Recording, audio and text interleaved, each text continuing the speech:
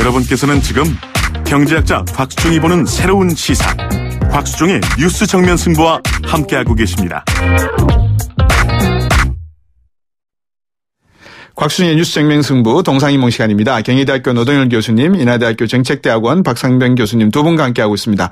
조금 전에 저희들이 한미 간의 관계를 가지고 말씀을 나눴었는데요. 0712번님, 이방카가 탈북민 면담한다던데 이렇게 말씀하셨는데 아직 면담 확정된 건 아니고요. 시사, 가능성을 시사한 거는 맞는 것 같습니다.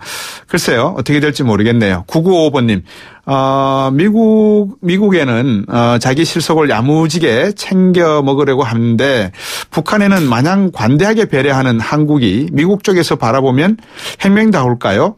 입장 바꿔 생각해보면 어떨까요? 한미 FTA 체결하면 우리나라가 어떻게 될 거라고 상당히 걱정하던 촛불 집회까지 했던 분들 지금 어떻게 생각하십니까? 이런 문자를 보내주셨어요.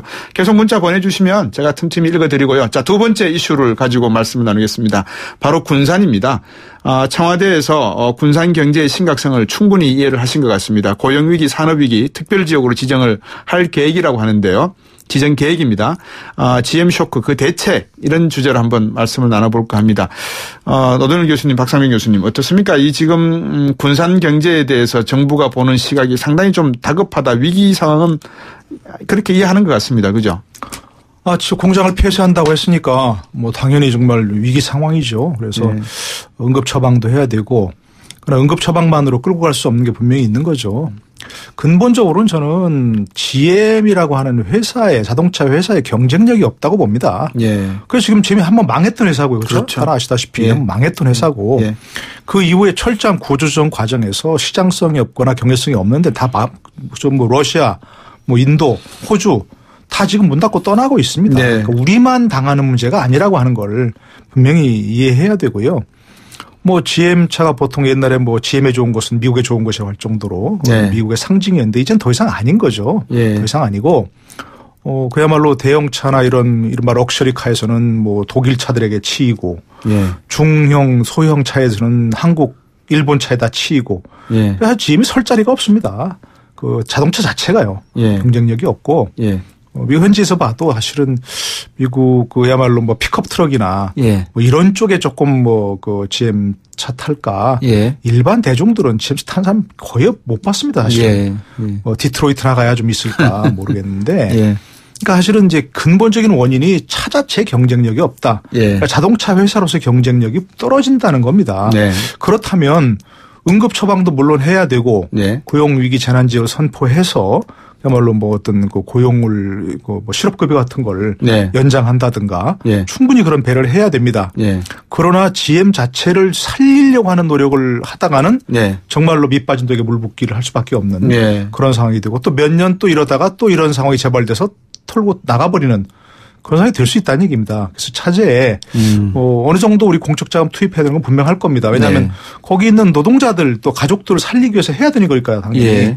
그렇지만 GM 공장 자체를 어떻게 할 건지에 대해서는 깊은 연구가 있어야 되고 섣불리 거기서 뭐 공적 자금 투입해서 차입금을 뭐 자본으로 전환한다든가 하는 식으로 공장 자체를 살리려고 하다가는 다 함께 좀 끌려 들어가는 그런 상황이 될 수도 있다는 생각입니다. 베리앵글 부사장이 박 교수님 좀 와가지고 지난번 1월 달에 왔었을 때도 청와대 경제수석 그다음에 산업통상부 장관, 산업은행장, 총재죠. 기획재정부 차관 모두 만났는데 대화 내용이 지금 알려지지 않고 있습니다. 비밀이라고 해야 될까요? 뭐 비공개라고 해야 될까요? 그런 모양인데 이 문제는 어떻게 보십니까? 저는 아주 건강하지 못한 방식이라고 봅니다. 그러니까 지금 GM 쪽에서는 우리 정부한테 뭔가를 얻어내려고 하는 작업을 하고 있는 거예요. 공개가 되면 나쁘꾸러우니까 또 우리 정부도 부담되니까. 그러니까 지금 쉽게 말하면 공장 문 닫았습니다. 앞으로 군산 군역뿐만 아니라 창원도, 보령도, 심지어 부평도, 인천 부평도 대한민국 정부가 어떻게 하시겠습니까? 라고 하는 말이라 봐요. 저는 그런 방식이다. 그러니까 이런 어떤 GM 측의 처사에 대해서 저는 어떻게 보면은 굉장히 좀 불쾌하다는 생각이 듭니다. 세 가지 이유가 있습니다. 하나는 그동안에 2014년보다 빨간불 켜졌습니다. 뭐 했습니까 지금까지. 그러니까 수입을 해가지고 팔아먹겠다는 이런 방식 가지고 지금까지 버텨가겠다 앞으로 이거는 근본적으로 경쟁력이 없는 회사에서 이거는 방식이 아닌 겁니다. 지금까지 뭐 했느냐. 두 번째 중대한 문제 수조 원의 손해를 보고 있는 회사라고 얘기하면은 예. 정말 이 문제를 가지고 근본적으로 고민을 해봐야 됩니다. 노동자들하고 예. 또 GM 본사하고도 전체적으로 그런 거 없이 일방적으로 통보를 해버렸어요. 예. 그리고 문 닫겠다. 한 2,000명 정도 구조조정 하겠다. 일방적인 통보예요. 예. 그럼 노동자들은 어느 날 갑자기 통보를 받은 겁니다. 이게 글로벌 GM의 속성이다. 저는 그거 용납 못합니다. 두 번째 불쾌. 세 번째는 왜 하필 또 지금이죠. 5월 말까지 폐쇄하겠다. 6월 13일 지방선거입니다. 네. 선거 때 뭔가 좀 본때를 보이겠다는 겁니까? 한국 정치를 이용해서 이런 방식에 대해서는 정말 GM 측에 굉장한 불쾌감을 느낍니다. 그러나 그런 불쾌한 건 불쾌한 것이고 우리 노동자들은 살려야 되는 겁니다. 그래서 정부가 이번에 나름대로 산업위기 특별지역이라든지 고용 지원과 관련된 정책을 제시를 해서 급한 불을 끄고 난 다음에 철저하게 이 문제도 GM 측에서 우리 정부가 밑받침독에 물 붓게 하는 식의 지원은 절대 안 된다. 네. 잘못하면 먹튀가 돼버립니다. 네. 그렇지 하지 않고 뭐 앞으로 일단 얘기를 하겠습니다만 우리 정부가 좀 더 냉철한 대응이 필요하다는 생각을 하고 있습니다. 네. 1051번님. 이명박 박근혜 정부에서 망쳐놓은 나라 경제 외교 문제를 문재인 정부 들어서 그나마 나아지고 있다고 생각합니다. 정부가 잘못돼서라는 뉘앙스 멘트는 삼가해 주시기 바라겠습니다. 제가 그렇게 뉘앙스를 품어드렸나요? 계속해서 말씀을 나눠볼게요. 이게 지금 어느 정부의 잘잘못을 따지고 있을 그런 시간이 아니라서 지금 이게 시작의 시작인지 아니면 끝의 시작인지 이 문제를 놓고 보면 우리나라 경제에 이낙연 총리도 국무총리도 말씀하셨지만 조금 위기적인 상황이다라고 조금이라는 표현으로 완곡어법을 쓰였습니다.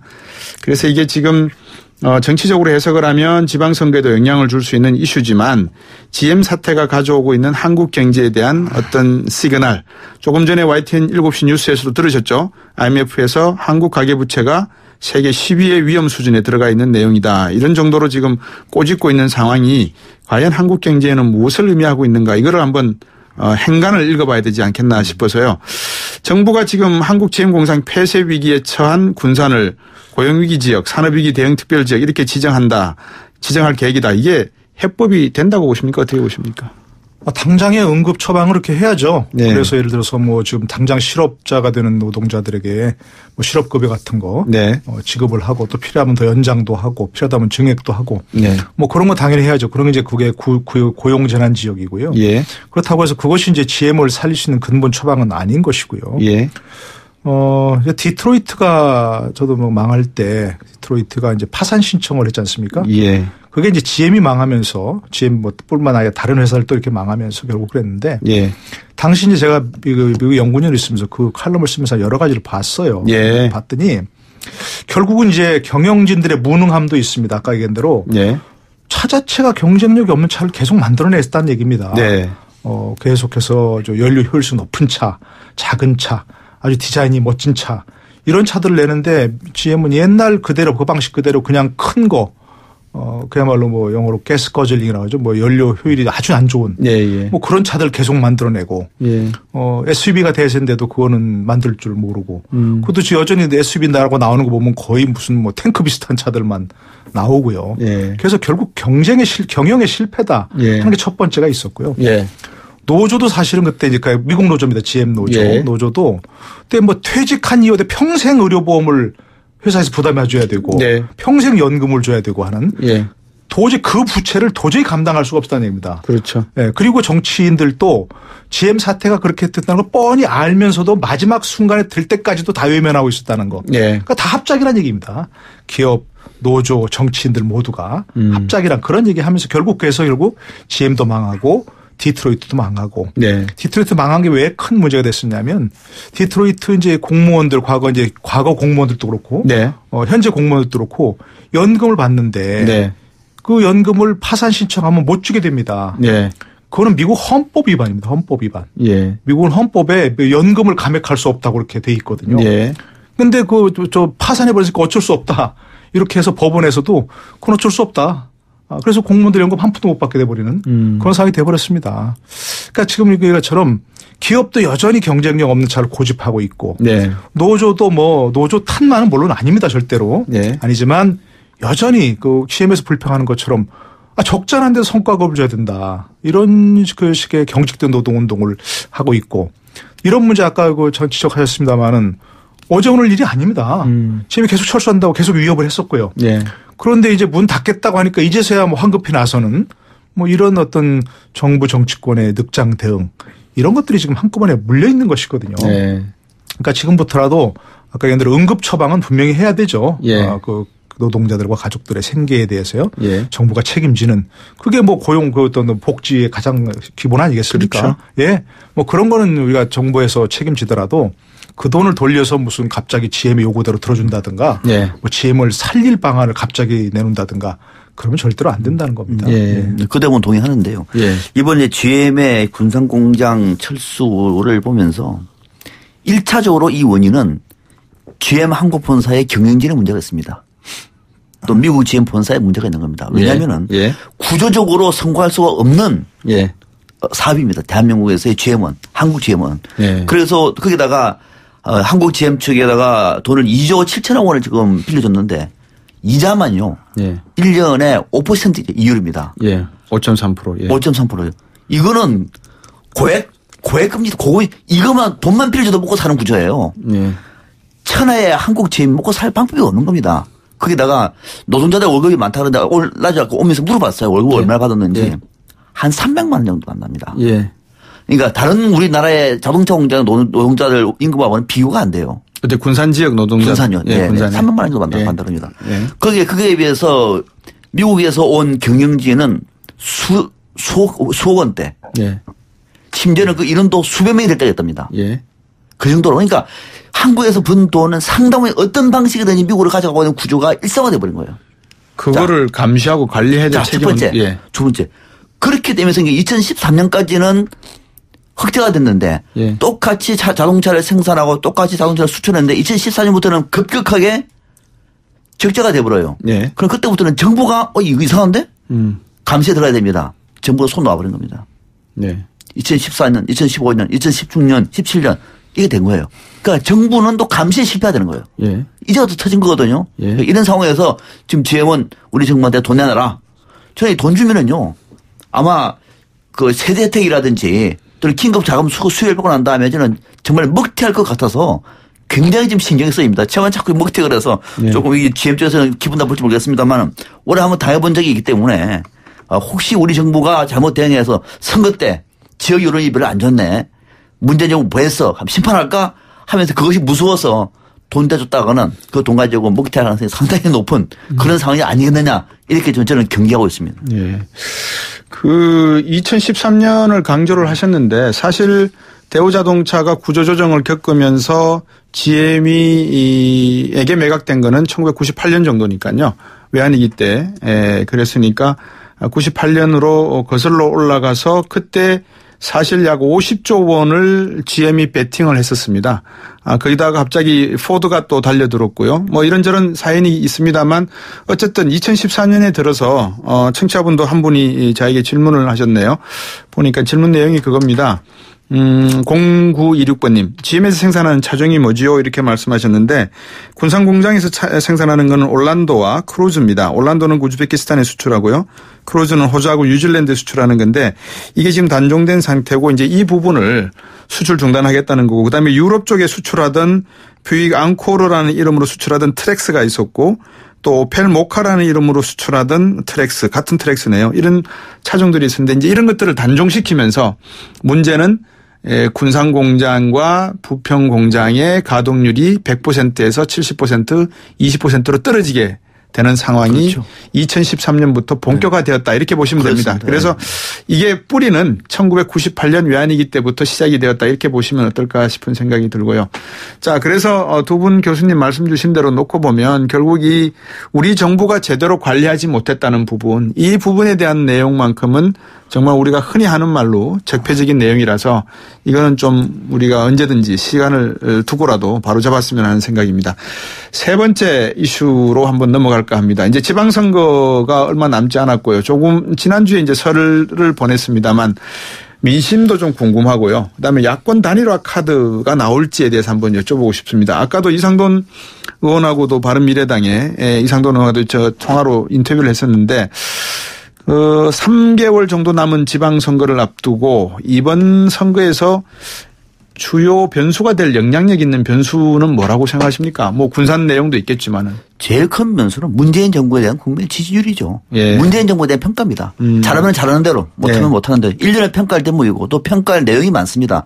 남북 문제, 한미 관계, 또 이번에 뭐 GM 문제도 그렇고요. 또 그 최근에 나왔던 헌법 개헌 문제도 그렇고 또 적폐청산 문제도 그렇고 등등 평가할 내용이 많거든요. 예. 지금 지지율이 상당히 높습니다. 예. 그러면은 그런 판국에다 보니까 지방선거에는 여당이 앞서갈 것이다라는 분위기가 있는 것 같아요. 예. 근데 여기서 만약에 삐끗할 경우에 이런 이제 문제가 전혀 다른 변수가 상황이 반전될 수가 있는 거죠. 그래서 여러 가지가 있겠습니다만 제일 큰 변수는 저는 문재인 정부에 대한 평가. 그리고 문재인 정부 평가는 그냥 4가지 정도. 그건 뭐냐 앞서 말씀드린 적폐청산 문제도 하나 있고 예. 또 남북 문제 예. 한미를 포함해가지고 외교 문제 하나 있는 것이고 또 하나가 문재인 정부 때 그동안에 우리가 그 소식 뭐 얘기를 했습니다마는 우리 경제 상황 자체가 우리가 생각하는 이상으로 심각합니다. 예. 특히 지방에 가보면 이번에 명절도 다녀왔습니다만 예. 지역은 그 비명입니다. 비명. 아까 가계부처도 말씀하셨는데 이런 상황에 대해서 소리는 안 냅니다마는 바로 응징할 수도 있는 것이죠. 예.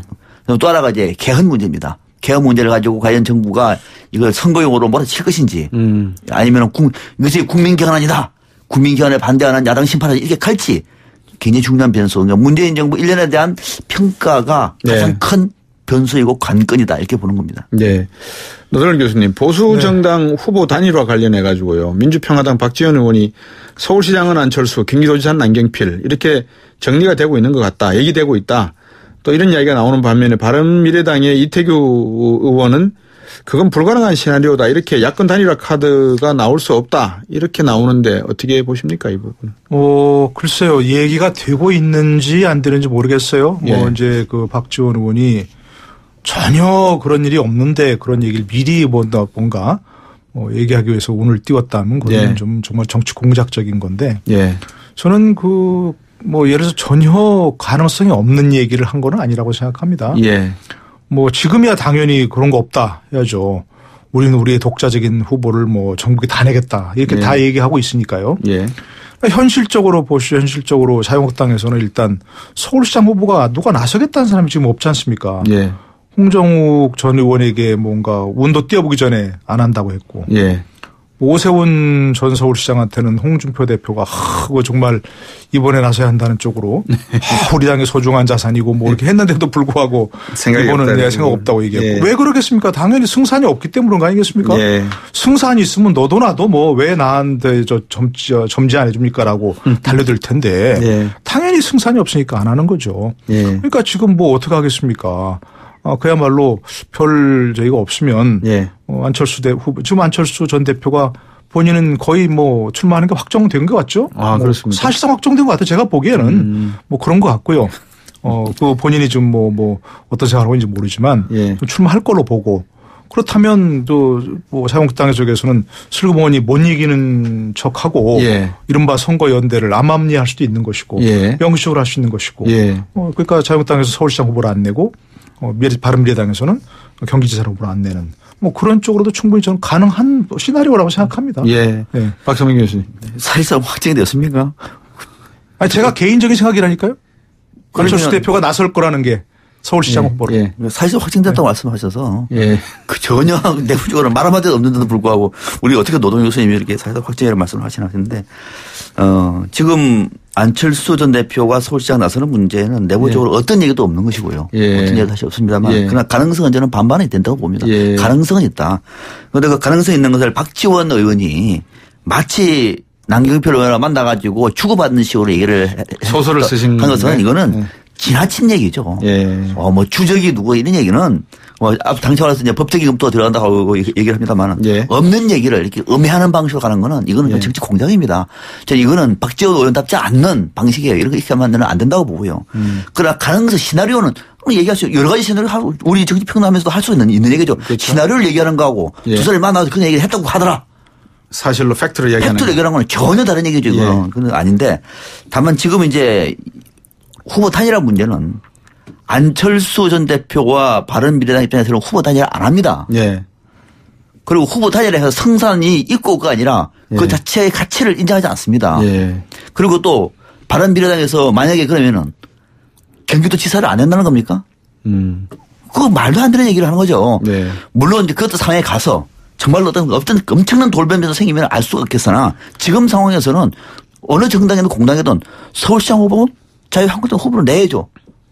서울시장만 놉니까? 그러면 구청장은 안 와. 그 선거 안 할 겁니까? 그러니까 어느 정당에서 후보를 내는 것이 원칙인데 이 원칙인 것을 아닌 것으로 얘기를 하면서 부풀리는 것은 좀 아프다. 그런 얘기를 좀 자제했으면 좋겠다는 생각입니다. 아프다. 그러니까 지금 얘기한 대로 그야말로 박지원이 앞서 나가서 이렇게 한 건 뭔가 좀 쐐기를 박으려고 한다거나 아니면 뭐 주적이라고 하면서 슬쩍 그런 쪽으로 저 돌리려고 하는 그야말로 민주당과 적대하려게 하는 그런 건지 모르지만 그야말로 선거는 현실이니까 그때 가서 둘 다 뭐 떨어질 가능성이 없으면 지금 우리 봐왔지 않습니까? 얼마든지 동안. 그래서 저는 뭐 공개적이든 비공개적이든 공식이든 비공식이든 해야 될 가능성이 있다. 그렇게 생각하는 겁니다. 곽수정의 뉴스 정면승부 동상이몽 청취하셨습니다. 경희대학교 노동일 교수님, 인하대학교 정책대학원 박상병 교수님 두 분과 함께했습니다. 오늘 감사합니다. 네, 감사합니다. 고맙습니다.